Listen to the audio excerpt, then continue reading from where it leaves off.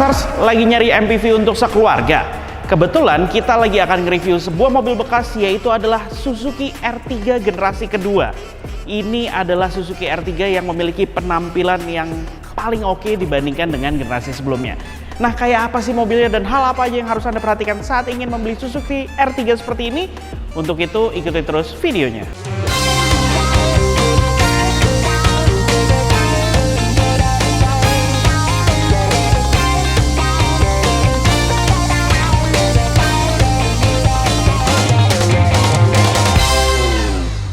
Di generasi ini R3 mendapatkan perubahan penampilan yang sangat signifikan, menjadi terlihat lebih mewah dan juga lebih modern karena di sini penggunaan headlampnya, di mana headlampnya ini sudah menggunakan model proyektor, tapi sayangnya memang belum dilengkapi dengan LED atau bahkan xenon sekalipun, masih menggunakan bohlam halogen biasa. Dan memang sebenarnya secara desain bisa dibilang ada sedikit kemiripan dengan Toyota Kijang Innova ya nih lampunya, dan juga konfigurasinya di mana sisi terluarnya adalah lampu utama, lampu dim, dan di bagian tengahnya adalah untuk lampu sennya.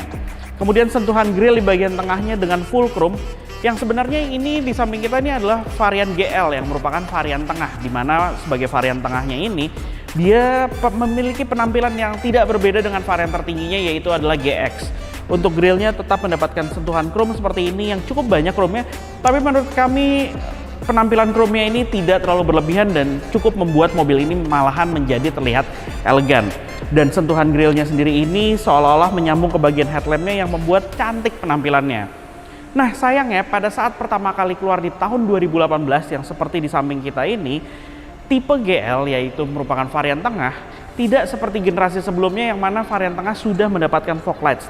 Tapi di generasi ini, pada saat tahun 2018 hadir di varian tengahnya ini, dia tidak lagi mendapatkan fog lights. Dan baru ada mendapatkan fog lights itu di tahun 2020. Nah, desain bumpernya sendiri pun juga keren sebenarnya R3 ini, karena sebenarnya dibuat oleh Suzuki memiliki unsur-unsur sporty seperti layaknya dia dilengkapi dengan body kit, di mana garis-garis di bagian bawahnya ini cukup agresif dan membuat penampilannya menjadi keren sih. Jadi ada campuran antara elegan tapi juga sporty di bagian bawahnya. Nah, di generasi ini R3 mendapatkan unit mesin baru yang kini berkapasitas 1500 cc. Tidak hanya naik cc tapi memang mesinnya all new, jadi berkode K15. Mesin 4 silindernya ini mampu menghasilkan tenaga 104 PS dengan torsi 138 Nm.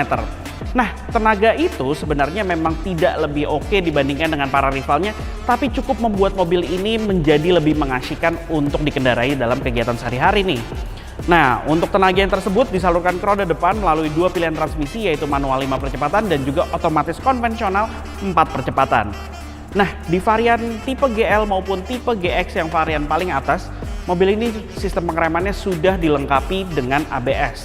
Untuk varian GX sudah dilengkapi dengan traction control, jadi lebih oke lagi sih untuk keselamatan berkendaranya. Di bagian sampingnya, R3 generasi ini punya penampilan yang lebih proporsional dibandingkan dengan generasi sebelumnya. Kemudian mobil ini terlihat memiliki dimensi yang juga oke sebagai sebuah LMPV yang cocok untuk digunakan dalam kegiatan sehari-hari.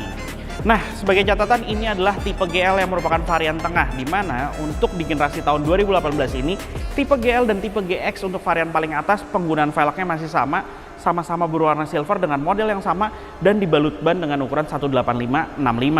Sistem pengeremannya sudah dilengkapi dengan disc brake di bagian depan, tapi untuk di bagian belakang masih menggunakan tromol, dan begitu juga di tipe GX.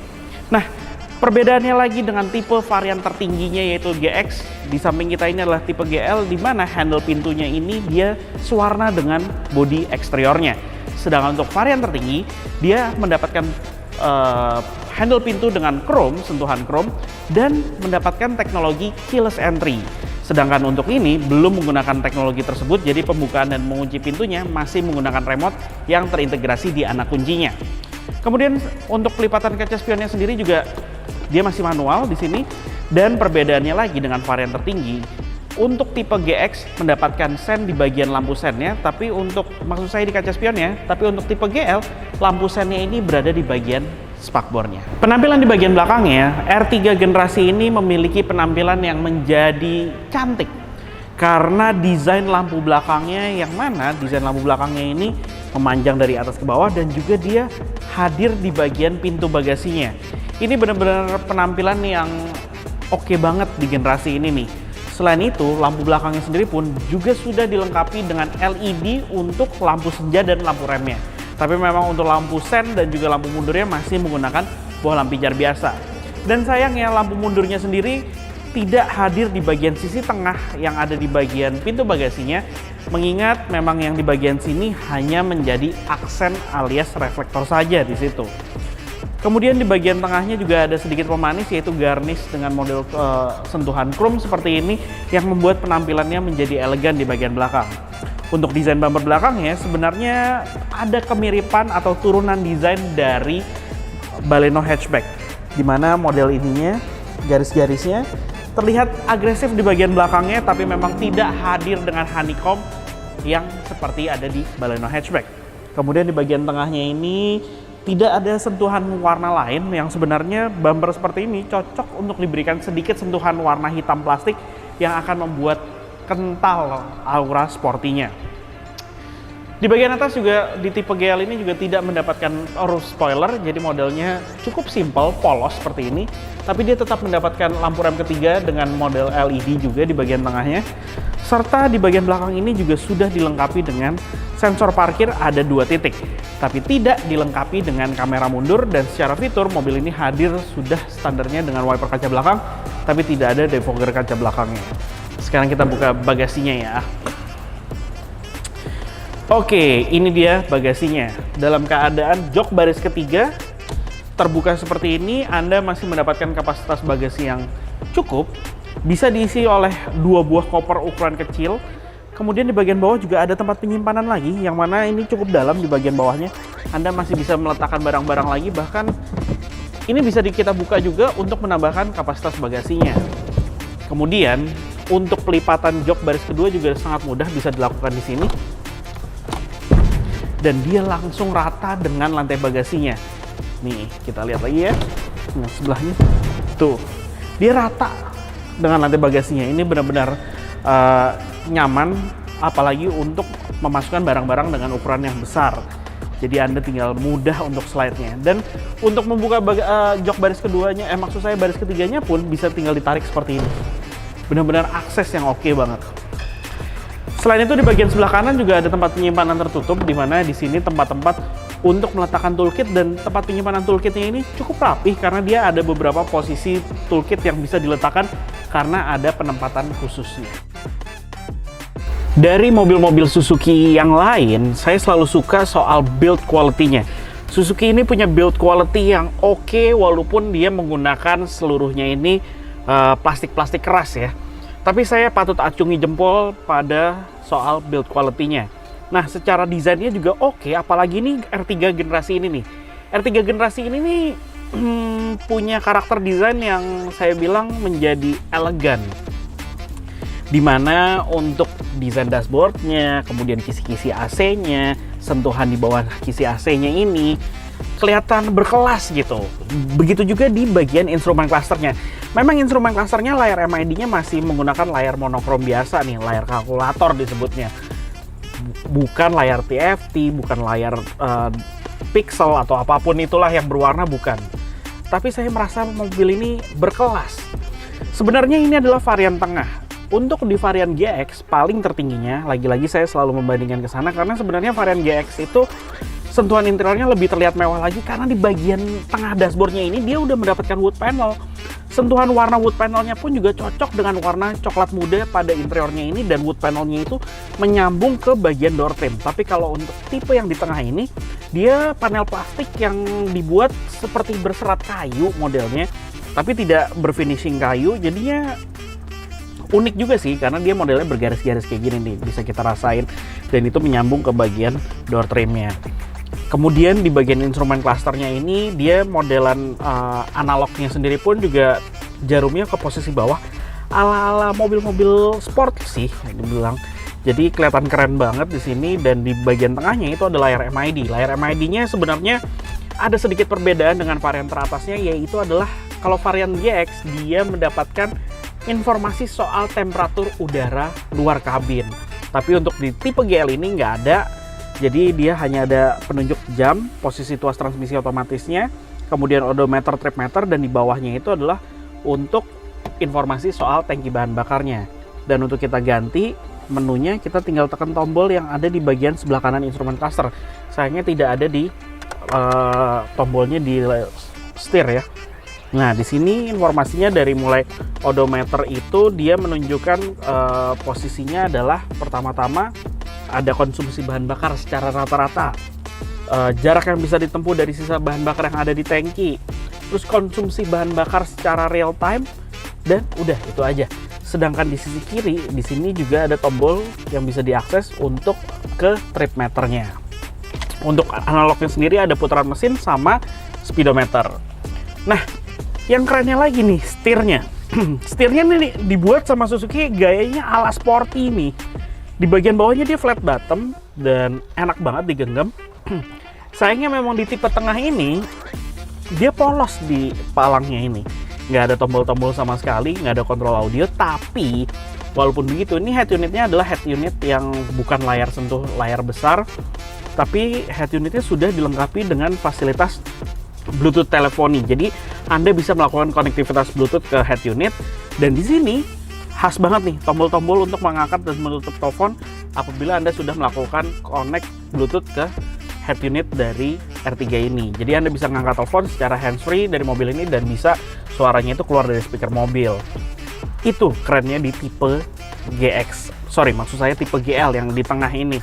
Dia sudah tetap dilengkapi dengan fitur tersebut, tapi tidak ada kontrol steering audio di sini. Jadi kerennya lagi untuk tipe yang teratas, dia sudah lingkar kemudinya berlapis kulit, dan panel kayu yang tadi saya bilang ada di tengah itu juga hadir di bagian sisi pinggir dari lingkar kemudinya. Itu keren banget. Kemudian varian teratas juga mendapatkan kontrol audio yang ada tombolnya di bagian sisi kiri palang setirnya. Oke, di belakang lingkar kemudi standar tuas lampu utama, lampu sen, wiper juga udah ada fitur intermittennya, tapi tidak ada pengaturan interval waktunya. Dan untuk mobil yang tipe teratas, kontrol untuk menyalakan fog light sebenarnya menjadi satu terintegrasi dengan tuas bagian lampu sen ini. Sedangkan untuk tipe yang di tengah ini nggak dapet tuh untuk bisa menyalakan fog lights-nya. Di kanan juga di sini banyak slot tombol kosong, dan kerennya di tipe tengah ini sudah mendapatkan sensor parkir dan bisa dinonaktifkan dari tombol yang ada di sini. Dan untuk yang seperti saya jelaskan di bagian mesin, bagi varian tertingginya yang mendapatkan stability control yang bisa dinonaktifkan, tombolnya juga berada di bagian samping dari sensor parkirnya. Oke, sekarang kita ngebahas posisi pengemudinya dulu nih. Dari setirnya ini udah tilt steering, tapi belum teleskopik memang. Dan posisi pengemudi ini bisa kita atur. Ini ada slidernya, pengaturan sudut kemiringan sandaran. Saya atur dulu di sini. Oke, saya cari yang paling nyaman. Postur saya 165 cm nih, paling nyaman segini. Seatbelt juga posisinya fix, tidak bisa dirubah. Paling nyaman segini. Dan sayangnya tidak ada head adjuster atau pengaturan ketinggian dari joknya. Kemudian di bagian tengah nih, kontrol AC. Untuk kontrol AC dengan modelnya masih full analog. Dan sayangnya dibandingkan dengan generasi sebelumnya, ada satu fitur hilang, yaitu adalah defroster untuk kaca depan yang ada biasanya arah angin dari AC untuk di bagian kaca depan. Nah, di generasi ini udah nggak ada. Kemudian juga yang generasi sebelumnya untuk flap pembukaan udara kabin luar supaya bisa, maksud saya udara dari luar bisa masuk ke dalam kabin. Kalau sebelumnya model tombol, sekarang balik lagi ke model analog kayak gini nih. Sayang banget ya. Di bagian bawah nih slot USB sama aux 3,5 mm. Di sini juga ada soket 12 voltnya untuk Anda melakukan charger dari smartphone Anda. Dan kerennya untuk varian tertinggi sebenarnya itu cup holdernya bisa dibuat AC-nya mendinginkan minuman Anda. Tapi untuk di varian tengah ini sayangnya fitur itu nggak hadir. Jadi di sini dia akan ada grill AC-nya dan bisa kita atur untuk seberapa besar angin AC yang bisa dilewati oleh cup holder ini. Tempat penyimpanan terbuka, laci ukuran cukup oke di sini. Kemudian door pocket juga oke. Di bagian kanan ada tombol untuk power window, fitur auto di bagian driver, pengaturan kaca spion. Kemudian ada door lock-nya juga. Di bagian atas, sun visor ada di bagian kiri aja yang ada cerminnya, tidak ada lampu penerangan.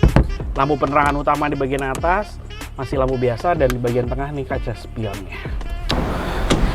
Nah, yang selalu menyenangkan dari R3 adalah pintu baris keduanya yang memiliki panjang oke banget pada saat terbuka dan nyaris bisa terbuka 90 derajat sehingga masuk ke dalam kabin nih aksesnya menjadi lebih mudah. Oke, sekarang kita duduk. Wah, nyaman sih di bagian tengahnya. Ini posisi duduk saya dengan posisi slidernya di paling belakang. Posisi pengemudi saya dengan postur saya 165 cm, saya mendapatkan legroom lebih dari 10 jari. Headroom juga oke banget, dan di sini sudut kemiringan sandaran bisa kita atur nih dengan posisi paling oke, tegaknya segini. Saya masih dapat headroom yang lega banget. Jok juga oke lah, terasa memang di sini bentuknya flat sekali, tapi dapat menyangga paha saya nyaris sempurna. Kemudian headrest juga bisa diatur ketinggiannya, jadi bisa nyaman duduk di bagian belakang ini. Dan kita akan coba majuin dulu posisinya ke paling depan ya. Nah, paling depannya ini bisa sampai segini nih. Tapi ini nggak ngunci sih, cuman buat ini. Kalau kita mundurin, oke, berarti artinya paling depannya segini dan saya masih mendapatkan legroom sekitar 2-3 jari lah. Ini sebenarnya untuk mengakomodir supaya penumpang di baris ketiganya bisa mendapatkan legroom yang sama, tapi mungkin kalau segini terlalu nggak mungkin ya di belakang. Kita kurangin lagi setengahnya lagi deh. Nah, ini juga masih oke banget nih, dan pintu tadi karena bisa terbuka lebar kayak gini, akses untuk orang di baris kedua tuh tetap nyaman jadinya, nggak sempit gitu keluar dari mobil ini. Nah, oke, sekarang saya balikin dulu ke posisi awal. Di sini mobil ini juga mendapatkan AC double blower di bagian atas yang sama seperti R3 generasi sebelumnya. Model desainnya juga sama, terlihat rapih di sini. Kemudian juga tempat penyimpanan door pocket dengan ukuran yang nyaris sama seperti di bagian depan. Ada cup holdernya juga, tapi sayangnya backseat pocket hanya ada di bagian sisi kiri aja. Terus di bagian tengah ini juga tidak ada tempat penyimpanan, tapi di sini Anda mendapatkan soket 12 volt. Jadi enak nih bisa untuk melakukan pengisian baterai dari gadget Anda di bagian belakang. Kemudian jok juga sudah dilengkapi dengan fitur ISOFIX, tapi sayangnya headrest ini hanya hadir untuk penumpang di bagian sisi kiri dan kanan saja, tidak di bagian tengah. Yang padahal di bagian tengah nih udah ada seat belt juga untuk penumpang ketiga di tengah, tapi sayangnya memang penumpang ketiga di sini juga masih mendapatkan seat belt yang hanya 2 titik saja. Berbeda dengan bagian paling pinggirnya yang sudah mendapatkan seat belt 3 titik. Oke, sekarang kita lihat ke baris ketiganya yuk. Oke, itu dia. Sayangnya buat akses ke baris ketiga, joknya ini tidak dapat terlipat dengan sempurna karena dia hanya model sandarannya yang saja melipat dan dia bagian bawahnya slide ke depan. Nah, jeleknya lagi pada saat kita balikin ke posisi awal, dia ini posisi baris tengahnya, baris keduanya itu di posisi paling terdepan untuk slidernya dan sandarannya jadi segini. Oke, kita mundurin. Nah, sebenarnya sih di bagian belakang dalam kondisi seperti ini saya masih bisa mendapatkan sekitar 3 jari nih legroomnya. Di sini saya masih merasa nyaman, tapi mungkin di bagian depan agak mepet ya seperti saya bilang tadi pada saat posisi slider di paling depan. Nah, saya langsung bisa merasakan bahwa di bagian belakang ini cukup nyaman, tapi dalam keadaan default nih baris ketiga sebaiknya kita mundurin dulu ya. Nah, ini baru nyaman sekali. Bagian sandaran mundur, bagian paha saya juga agak turun ke bawah lagi, dan ini posisinya rasanya nyaris seperti full size seat di sini bagian belakang. Jadi nyaman. Saya legroom juga nyaman, headroom juga masih ada oke di sini, dan ini headrest juga bisa kita atur sesuai dengan postur tubuh kita. Di sini rasanya oke, saya bisa melihat ke depan dengan sempurna karena posisi duduknya lebih tinggi dibandingin sama baris keduanya, dan AC juga dapat akses ke bagian belakang secara sempurna arahnya karena tidak ada terhaling apapun di situ. Tapi memang di bagian belakang ini hanya khusus diisi oleh 2 orang penumpang dewasa saja karena tidak mungkin 3 orang di sini. Mengingat di bagian kanannya ini dia panel plastiknya, ada roda di bawah kita yang mana memang cukup memakan tempat sehingga di sini menjadi armrest. Di baris ketiga ini saya juga mendapatkan seatbelt 3 titik untuk 2 orang penumpang dewasa, cup holder dan kaca yang ukurannya juga cukup besar. Jadi nyaris tidak terasa claustrophobic bagi orang-orang yang mengalami hal tersebut. Di bagian belakang headroomnya juga oke. Di posisi paling belakangnya pun mobil ini untuk postur saya 165 cm, saya tidak mendapatkan legroom sama sekali, tapi kaki saya masih bisa masuk ke bagian bawah jok baris kedua. Menurut saya ini tetap bisa nyaman sih duduk di belakang walaupun tanpa ada sisa legroom sedikit pun untuk postur yang 165 cm bagi saya. Dan bagi orang yang posturnya lebih tinggi, saya yakin masih memerlukan legroom yang lebih oke.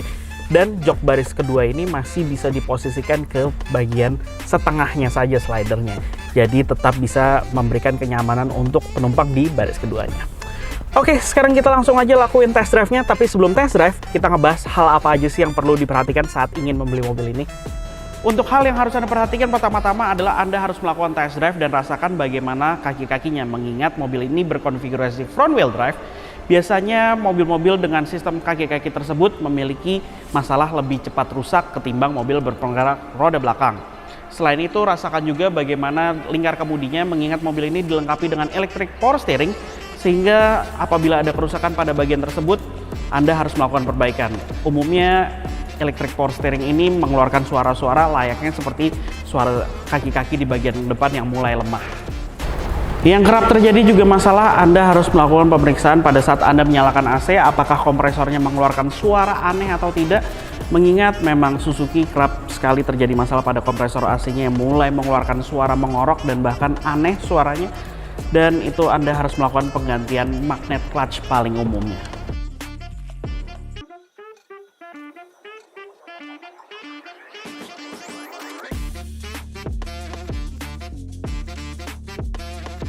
Kita rasain nih mesinnya. Saya emang ngerasa sih bahwa mesinnya ini nih di atas kertas memang lebih bertenaga, dan ternyata memang benar. Rasanya mobilnya lebih sigap, apalagi yang bertransmisi otomatis kayak gini nih. Naik 100 cc. Jadi bukan menggunakan mesin lama dan dinaikin kapasitasnya, tapi ini adalah mesin baru, berbodi mesin baru 1500 cc. Ya, jadi lebih enak sih otomatis karena tenaganya jadi sama dengan para rival-rivalnya nih. Dan transmisi otomatisnya pun berasa pada saat kita mau kick down, dia lebih responnya jadi lebih baik gitu, karena mesinnya juga punya torsi yang cukup untuk melakukan akselerasi. Nah, satu yang selalu saya kagumi dari R3 nih ya, dari generasi sebelumnya juga, yaitu kehalusan berkendaranya.